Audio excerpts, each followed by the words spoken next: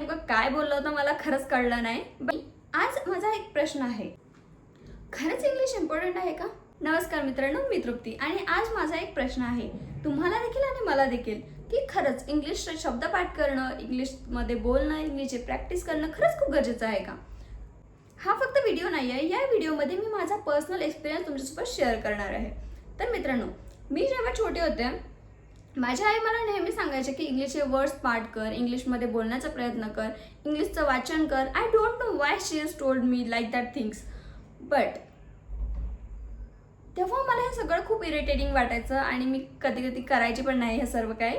But विषय आला माझ्या 12वी नंतर ॲडमिशन घेण्याचा. तर मी ॲडमिशन घेतली पुण्यामध्ये आणि माझ्याकडे 2 ऑप्शन होते. एक तर मी मराठी मीडियमला ॲडमिशन घेऊ शकत होते किंवा इंग्लिश मीडियमला.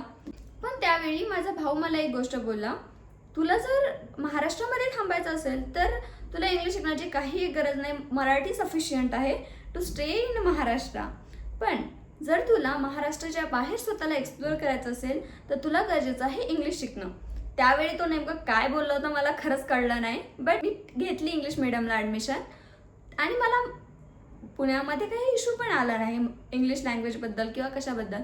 पण सध्या मी बँगलोरमध्ये शिकत आहे आणि या ठिकाणी ऑल ओव्हर इंडियातले स्टुडंट्स आहेत. त्याच्यामुळे कोणाची नेटिव्ह लँग्वेज ही मराठी आहे, कोणाची हिंदी, तमिळ, तेलुगू, मल्याळम असे सर्व काही आहेत.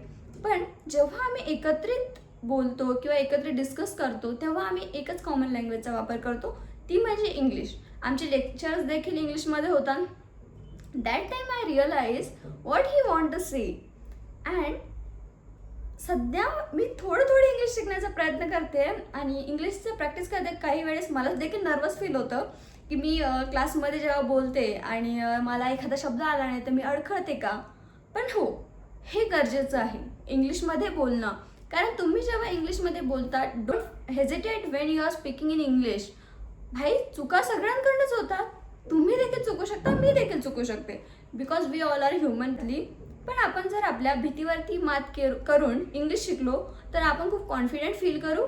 आणि हो, महत्त्वाची गोष्ट म्हणजे इंग्लिश हे केवळ एक लँग्वेज आहे. It's a source of communicate with people. मला आधी वाटायचं ज्याला इंग्लिश येतं तो खूपच इंटेलिजंट किंवा खूपच टॅलेंटेड माणूस असतो, पण असलं काही एक नसतं. तुम्हाला जर इंग्लिश येते तर ते केवळ आणि केवळ एक माध्यम आहे तुमचे विचार दुसऱ्यापर्यंत पोहोचवण्याचे.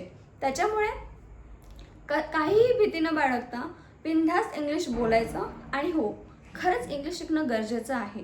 कारण तुम्हाला जर इंग्लिश येत नसेल ना तर तुम्ही तुमच्या मनात काय चालू आहे किंवा एखाद्या विषयावर तुमचं काय मत आहे हे तुम्ही एक्सप्रेस नाही करू शकत. तर मित्रांनो, तुम्ही कुठल्या स्टेटमधून आहात आणि तुम्हाला जर मराठी कळतं का हे कमेंटमध्ये नक्की सांगा. तुम्हाला जर हा व्हिडिओ आवडला असेल तर लाईक करा, कमेंट करा, शेअर करा आणि सबस्क्राईब देखील करा. थँक्यू.